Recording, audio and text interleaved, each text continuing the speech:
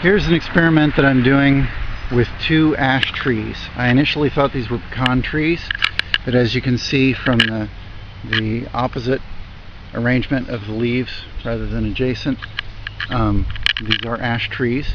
They were volunteers planted by a squirrel, and I moved them out to this strip of land between the sidewalk and the street, thinking they were pecan trees. Anyway, last year was a very dry year and we had a lot of pest problems on these two trees. This tree was not as badly affected as this one here.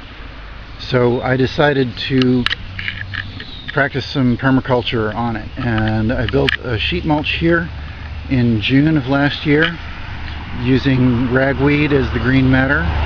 Built it on International Ragweed Day, and it was the ragweed breaks down very, very rapidly and makes a very nice fertile soil.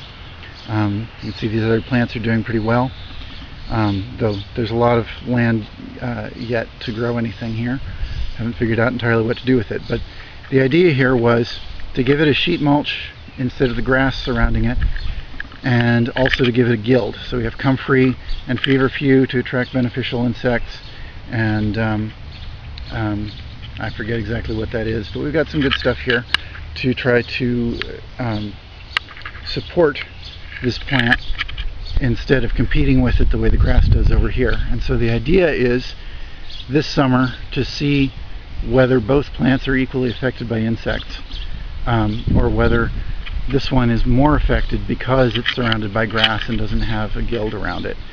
Now at the end of this year, when the experiment is over, I'm going to cut them both down because I don't need ash trees and I don't want to mess around with emerald ash borer.